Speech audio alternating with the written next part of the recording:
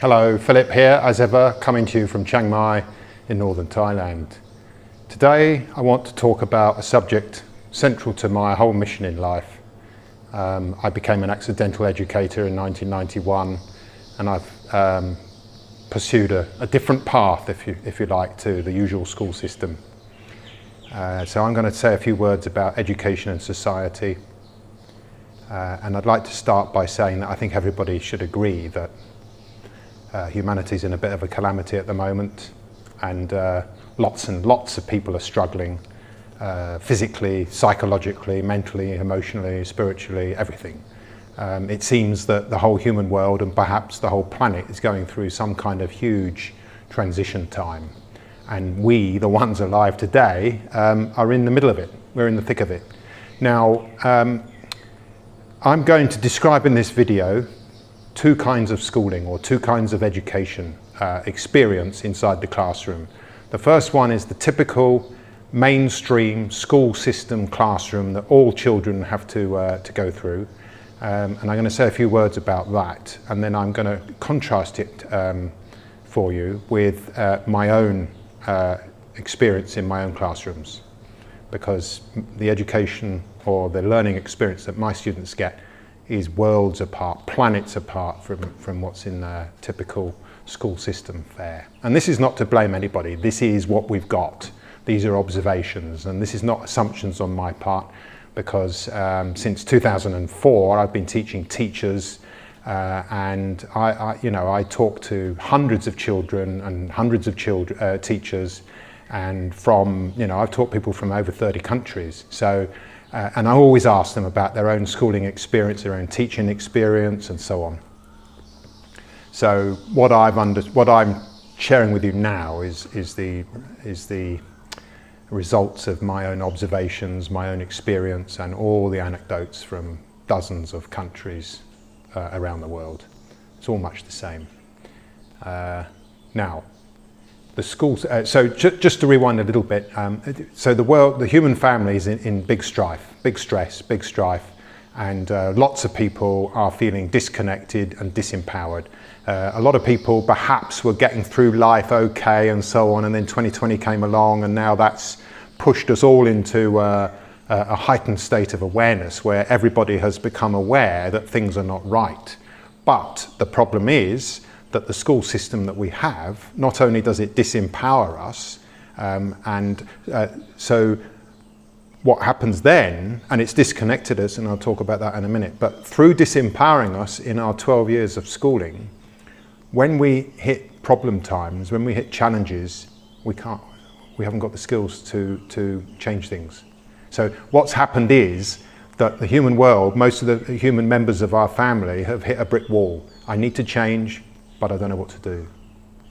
And this is because of the school system. So let me describe briefly the school system, but before I tell you that, I'm going to give you the opportunity to pause the video and ask yourself these questions, and I'll give you a couple of questions to think about.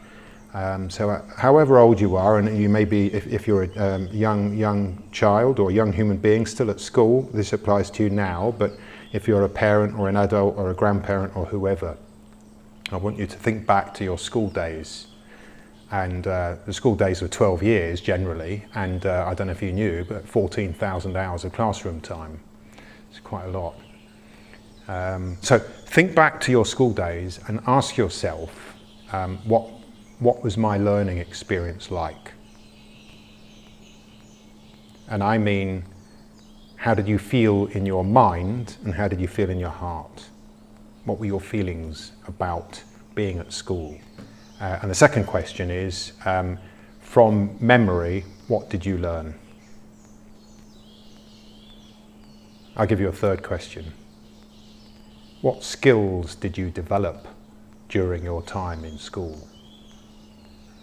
So you can carry on listening to me now if you want, but if you want to do an awareness raising task, that's it, 3 questions, pause the video now, have a think, make some notes, talk with somebody, then come back. Okay, welcome back if you paused the video. If you didn't, let's continue. So, the school system, I'll try and summarise it in the nuts and bolts of what's going on. but it's a long charge sheet, and it's the root cause of all our destruction and all our devastation and all our psychological hurt and pain and the whole lot. There are causes that go back further than the school system, but the point about the school system is that's where it's all wrong, and that's where we have to fix things. So if we know the nature of the beast, if we know the problem, then the solution comes. So, for a start, most people spend 12 years sitting in rows and columns, just looking forward at this teacher who symbolises the external authority, the source of the knowledge, the source of all the answers, the source of all the information that we are supposed to receive and learn by heart, so that we can then reproduce it in tests, because if we don't, we are threatened by the adult world with failure. Now, this is not to blame the teachers or the parents or any adults, because all adults, all teachers, all parents, they all had the same schooling, but albeit 20 years before. So we're in rows and columns. Now, human beings are a social animal. This is devastating. This is no practice for real life. If you're sitting in rows and columns, there's no eye contact, there's no facial interaction, there's no communication going on between you and your friends in the classroom. It's all looking at the teacher, and furthermore, no adult can listen to a teacher for 1 hour and keep attention.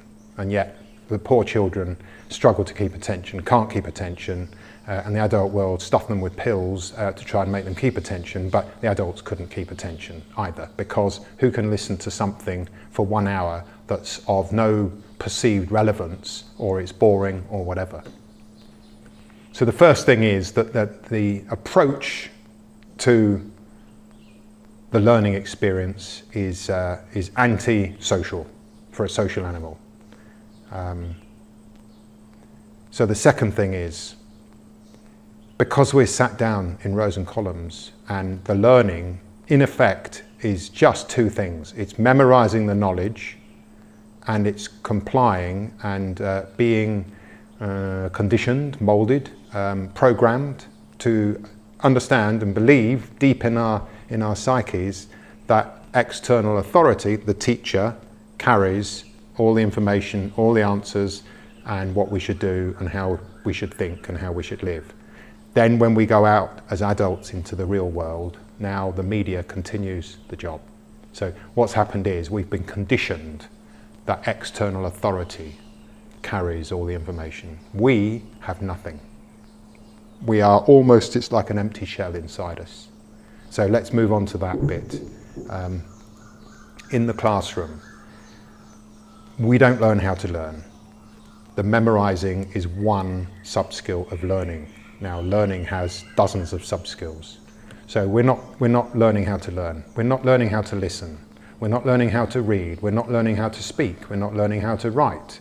We're not learning how to think and reflect, express ourselves, articulate our understandings.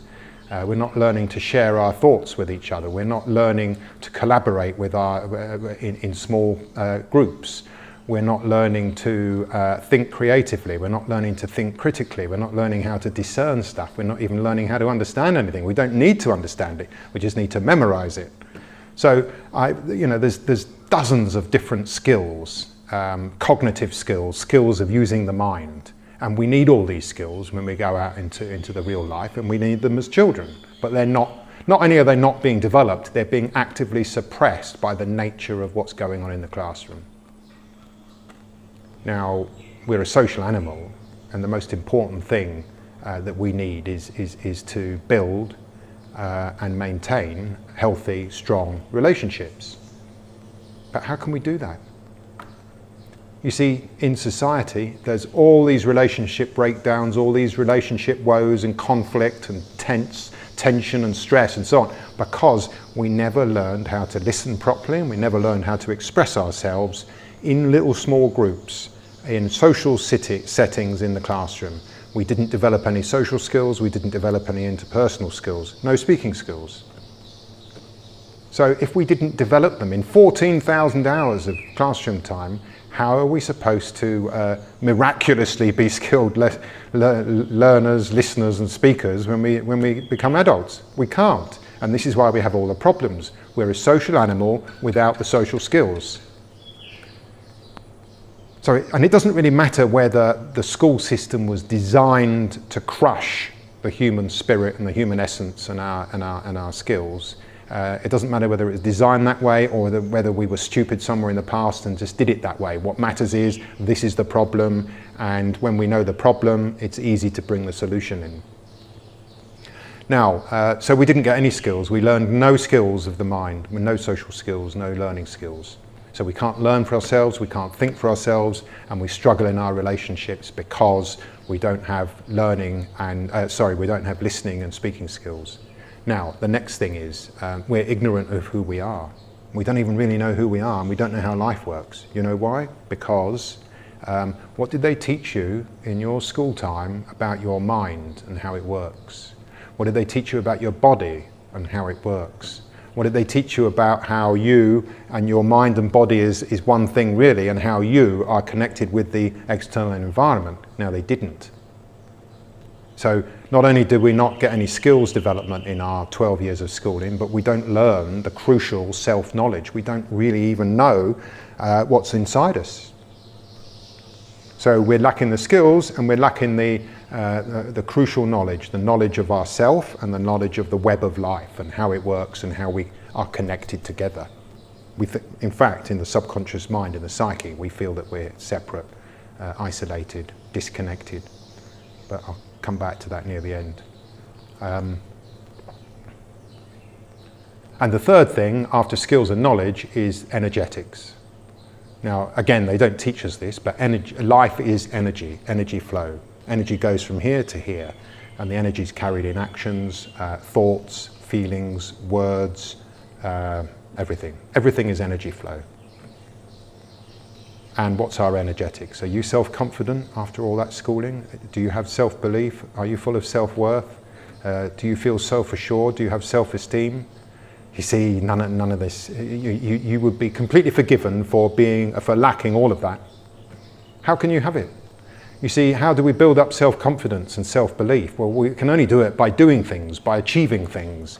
But what could we do and achieve sitting down in our classrooms for 12 years? We couldn't. So, look, the school system, I could go on and on and on, but I think I've given you enough evidence to show you that it's screwing humankind to pieces. So humanity is screwing humanity. It doesn't matter who's to blame. Remember, blame doesn't count, because when we're blaming people, the solutions are blocked. We want to know what the problem is, and then we can solve it. So we come out of school at 18. We lack the skills, and we lack the knowledge, and we lack the enthusiasm and the self-motivation to get on with life. And when any problems come along in life, like in 2020, we can't solve problems. And the whole thing about problems is that you can't prevent them because they're a problem, and then when they're still a problem, it means that you can't solve them. And it's because we don't have the skills or the knowledge to do so, and therefore we don't know who we are and we don't know how life works. So, solution? Easy. Learn who you are and learn how life works as an adult. Because until the adults learn all of this, we become the next lot of parents and teachers and educators and leaders. And since we're unskilled in learning and communicating, how are we going to help the children become skilled in learning and communicating? So it's an intergenerational vicious cycle of anti-education, anti-social, anti-human, anti-health, anti-fun, anti-love, anti-education from the school systems. Thank you very much, school system. Mark Twain said in the 1800s, "I never let my schooling interfere with my education." Nothing's changed, has it? In fact, it's worse now, because now they're bringing ideology into the classroom. Now they're trying to, brainwash the children in facts. At least when I was a kid, you might have learned nothing, but now it's even worse, because now there's a lot of indoctrination going on. So anyway, that's the school system. Now, let me rewind very briefly to 1991. I came to Thailand traveling on my big adventure. And when the travel money ran out, I was nowhere near ready to go back to England, because it was in the middle of a big winter. And as I sort of thought I might be able to do, I ended up talking my way into an English teaching job and found out that I would be teaching adults in a northern part of Bangkok. Immediately, I realised this was my vocation in life. I loved it.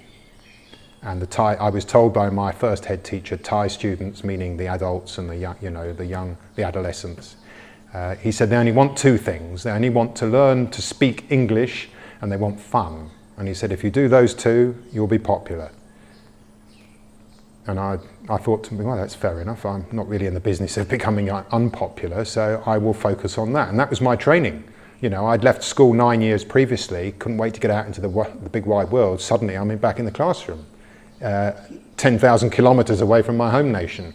But I loved it, absolutely loved it. And so because I loved it, and I'm a learner anyway, and I love reading and so on, I just dived straight into this job and learned everything I could. And my whole focus was to get the students to do the talking.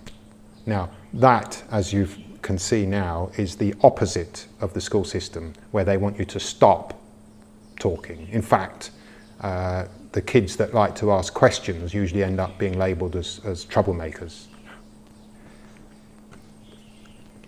So in my classroom, it was all about getting my students somehow, and I had to learn what to do, but the whole point was to get them to speaking and to enjoy speaking. And if you're going to speak, you've got to learn to listen as well.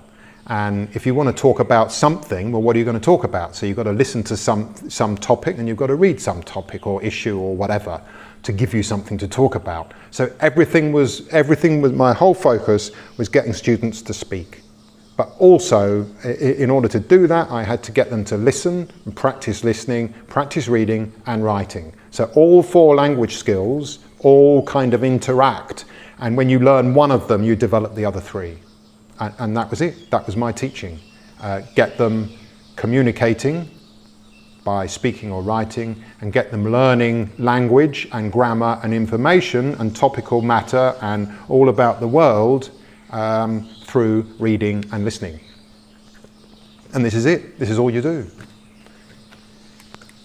I began to notice that native speakers from England and Australia, because I was going back home to England for holidays and going to Australia a lot, I began to notice that native speakers, although they're fluent in English language, they were poor listeners and poor speakers and poor readers and poor writers. And I found out why. So in my classroom, let me finish this because the video could go on for hours. In my classroom, I might have 12 students, I might have 30. I taught 100, but normally it was anywhere between 12 and 30. And it doesn't matter, they sit in a U shape. They're not in rows and columns. And the whole purpose is getting them to speak. So I put them in pairs, and I put them in small groups of 3 or 4, and I mix them all around so you don't get little cliques of these friends always working together. I would have activities to change the seating arrangement and so on. So everybody became comfortable with talking with everybody. And if you're going to speak, then you need to feel comfortable, and you don't want to think that you're making mistakes. And I can tell you, when you're learning a foreign language, you've got the potential to make mistakes almost every time you open your mouth. So I had to get it through to my Thai students that making mistakes are learning episodes. So once the fear is overcome, the learning environment starts to flourish, and the students start to flower, and they lose their inhibitions and so on, and they feel comfortable. So what's happening is the learning environment is very supportive emotionally, but it's challenging cognitively. And in second language teaching, they talk about L+1, which means that you should always use language, but 1 degree harder than what the student's existing knowledge and understanding is. Well, it's the same with any kind of education. If you know, if K represents your level of knowledge, then I will teach K+1. Or I won't teach you that knowledge per se, but I will help you learn K+1 for yourself. And then when you've done K+1, I will help you learn to K+2 and so on. And this is how you improve yourself. So I'm not even really a teacher. I'm a learner enabler, and I'm a facilitator. They have role plays, they have discussions, they have debates, they have interviews, they all kinds of speaking situations that are in real life I bring into the classroom. I bring in real reading materials and videos, videos on YouTube, bring them into the classroom. So the idea is to bring the outside world into the classroom, and then when the students learn everything, and when they go back, and then now they're ready, they go out into the big wide world, and they're ready for it because the big wide world was in their classroom all the time. So you see how everything interconnects. What else? So they learn all these skills, and they learn to think and understand for themselves, and I teach them to ask questions, and I teach them to challenge things, and I teach, and since 2004 I've been teaching teachers, and I get them to challenge their own beliefs about learning and teaching, motivation and so on. So again, the video could go on forever, but I wanted to give you a glimpse into my own classroom, and I'm now bringing the Infinity Learning Academy to the online world, and my big mission is to train adults, any adult that wants to get a proper education, learn how to communicate properly and learn how to learn so that you're in charge of your own health, life and destiny. You can learn for yourself. Anyone, but every time I'm training up, say, parents or teachers or leaders, they all work with people themselves, whether they're adults or children, and they pass on what they learn with me. So I call it the Infinity Learning Academy, because you're going to be once you know how to learn, you love learning, and you'll never stop. It'll be a daily enterprise. You're not going to worry about being correct or right or looking knowledgeable. You're only concerned with understanding. And that might mean discovering that you're wrong today, and then you're correct again, and so on. I've lost track. So, yes, I'm bringing you the Infinity Learning Academy to train up adults, and then you pass on what you learn to others. Now, in particular, I'm starting off with one course, and I'm talking to you on Sunday, May the 9th or 10th, and in 2 weeks I'm holding a live webinar, and then in a further 2 weeks I'm teaching my first online learning course. I've done a beta test run, so I'm going to do one, and then what I'm going to do is I'm going to record it, and then now it stands alone, and now technically and theoretically speaking, this course can reach thousands and thousands and thousands of adults, and they can quickly learn. You can learn all of this. It's a foundation course. You can learn it all in 5 or 6 weeks. And now suddenly you've got the toolkit to undo and unschool yourself and decondition yourself from all the crap and garbage and repression that our school system pumped into every single person alive today.